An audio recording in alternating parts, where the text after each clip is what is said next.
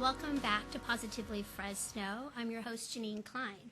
I have with me Santiago Soto, owner of Beyond the Wine. Welcome, Santiago. Hey, Jenine. Thank you for having me. Absolutely. So, recently, you're from Fresno, but you moved to the Bay Area. That's right. And then you came back to your hometown with your family, and you opened Beyond the Wine. Tell us about that journey. What brought you back home? You know, it's funny. I meet a lot of people every day that seem to boomerang back to the Valley. But yeah, I left in '99, and we were gone for almost 20 years, and experienced the Bay Area, had some businesses out there, and decided to move back to Fresno. A lot of it was because we were empty nesting, and there really wasn't the need to, to be out in the Bay and experiencing kind of that cost of living when we can come back to the Valley. We have a lot of family and friends here as well, so it was nice. They've always asked us, hey, when are you going to come back to Fresno? And we kind of ran out of excuses at some point, so we thought, what better time than now? So we decided to move back in 2018. What is your background in wine and hospitality that motivated you to open this wine lounge? Well, you know, I've been in the hospitality industry for over 25 years. So I started off as a young boy, in the industry, and I really just fell in love with it from the very beginning. And so it took me on a journey from owning my own restaurants, managing restaurants, but really the bar scene and the adult beverages really kind of where I think I've always gravitated towards. So coming back to Fresno, I still was in the industry. I was fortunate enough to have a position where I could live anywhere and still do my job. But as I came back to Fresno and started kind of exploring, I was really impressed with the scene, and how it had evolved and developed here in town, and to see not just restaurants, but other lounges and bars, really kind of elevating what I had seen in my previous experience in the Bay Area. I was really impressed. So after seeing that, about a year of just kind of traveling around to all these cool little places here in town, we decided that we wanted to, just like many restaurateur, kind of venture out on our own and do something here in town. Make it your own, Exactly. own creative. How do you choose your wines? You go to Paso Robles, Napa Valley, International Wines. What's your selection? Do you choose what you like, or do you think you brought it out to a lot of different palates? Well, that's a great question. I mean, I wish that we had the opportunity to go to, the wineries themselves and do the tastings. But I can tell you that, we recently went out to Paso Robles, and to know that there's, 300 and 400 wineries out there, we never could get through that many. But we do tastings weekly, and with some of our different vendors and boutique, distributors. We do tastings with them weekly, and we really get a chance to see what's new, what's out there. But I'll be honest with you, we really take a lot of the comments by our guests that come in and kind of really think about what their wants and needs and likes are. And so sometimes I may taste something that I don't necessarily love, but I can tell by, just tasting it that I have customers that will thoroughly enjoy it. And so that's how we make our purchases. And we try to keep it really fun. At the same time, we try to really rotate wines out to where, it's something you're not going to see on the shelf for weeks and weeks and weeks. We really want to have people come in, experience it. They taste something one time, they come back the next time, it's going to be something totally different. Keep it open and creative and new and fresh. Yes. And that's important. And we get approached by a lot of, local wineries, a lot of boutique wineries that have some really unique items, that they would like for us to share.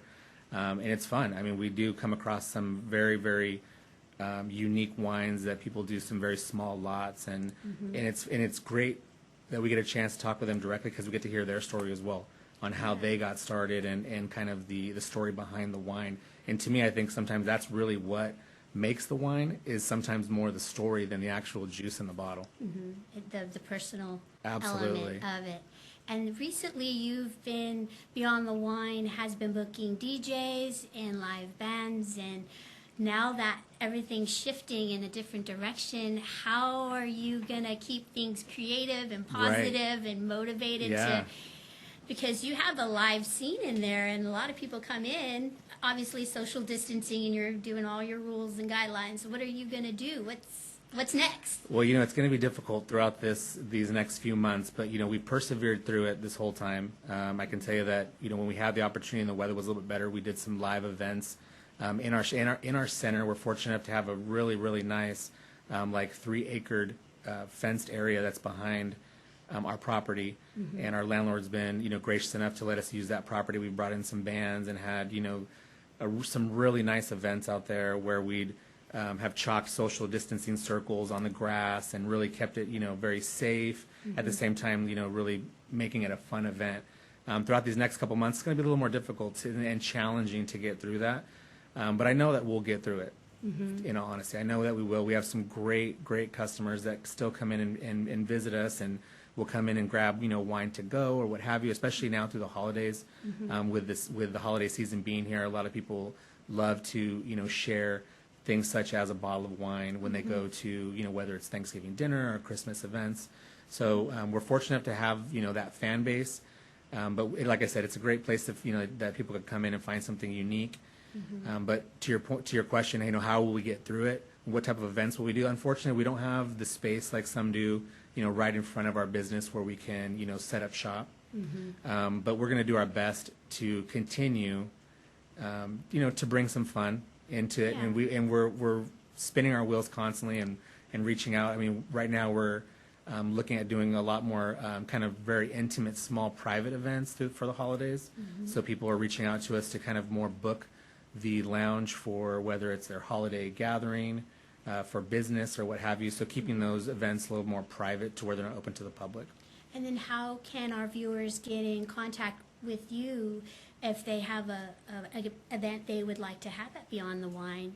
So all of our tags are, at Beyond the Wine North, whether it's on social media, Instagram, Facebook, and then our actual email address is beyondthewinenorth@gmail.com. So really those are the best ways to contact us, as well as calling the lounge directly. Our hours are a little bit limited these days, especially with everything, that's going on. So we've done our best to try to, limit the amount of time that we're there. Unfortunately, just with the way things are, we can't have the same hours that we once had where we're there all day long and people are coming in and out. So we're limiting our hours to mainly the evenings when people are kind of getting off work and, out doing some shopping for whether it's, groceries or, looking, like I said, for that unique, bottle of wine that they can take to their next event. How many different bottles of wine are there? Oh, my gosh. I've been in there. It's a really cool and chill lounge. We had a blast in there, and there's this huge wall filled with wine. Yes. I mean, anything and everything you can think of. So, but how many do you say are in there? Oh my gosh! So each one of those little cabinets has about a dozen bottles. So if I honestly couldn't even tell you. There's got to be at least a couple hundred bottles there. And like I said, they're from all over the place. I mean, we really try to stick to we say local wine. When we say local wine, we're not necessarily talking about the valley only. We're talking about all of California. And, a large portion of it does come from Paso Robles only because that's really what the people here in Fresno are looking for. Like I said, with so many wineries in Paso Robles, nobody can ever get to all of them. So how do you, experience that wine without having to spend, years and years? You go into a place like mine where you can say, hey, you can still kind of explore that journey without, getting on the road. So like I said, a lot of the other wines are from different parts of California up north. And then we do some international stuff. We just recently had some wine from Chile, which was really cool, and, Australia. So we like to kind of venture out, and people do enjoy that. And then your logo. I love your logo. It looks like it's a vine, a grapevine, and then is it artichokes? What is it? No. So I don't know what it is. So the other side is actually they're hops.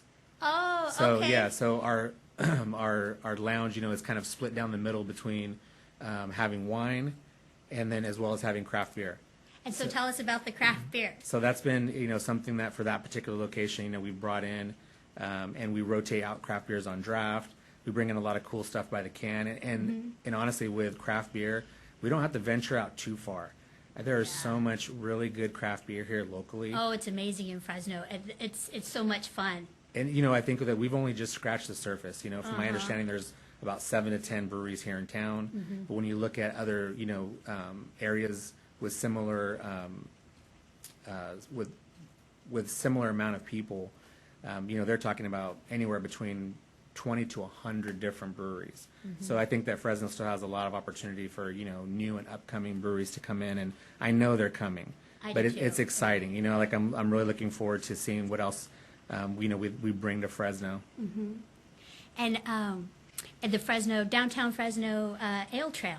Yes. And so that's a whole fun way of doing downtown Fresno as well. Absolutely. And so you'll have to get on there. You'll have to be on the passport that they have. They could have some of your your beers and That's go right. from there. That's right. And what's next? What are you going to do next? You said you've had restaurants. Do you plan on opening anything else here in Fresno? I mean, obviously right now wouldn't be the time, but your overall goals, is there something beyond absolutely. the wine? Absolutely. I mean, I think Are you going to tell us? We would. Can you tell? I'll be honest with you. We'd love to continue to expand our business, and we're about to celebrate our 1-year anniversary in December 1st. But to be honest, it's been a year, and we've probably been in operation fully for about 4.5 to 5 months.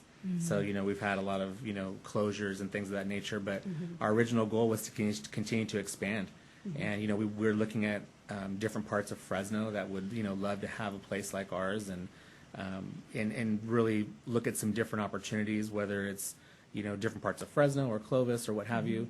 But obviously things have slowed down as of right now.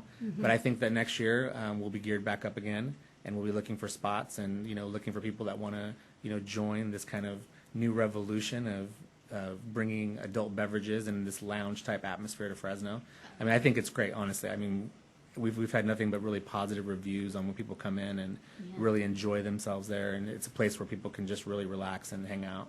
I agree. I had a great time when I was in there, and his daughter Madi is the general manager and a bartender there, and she's great to speak to, and we had a lot of fun, and she's knowledgeable as well as Santiago, and so now's a little tough time, but you are working on great ideas. So Fresno, go support Beyond the Wine. Get your bottles of wine there. They have over 200. So I know they have something for your palate there. Absolutely. And thank you so much for coming on and keep us posted on what you're going to do. I want to know. Absolutely. We appreciate it. Happy holidays. Happy holidays. Thank you. Thank you.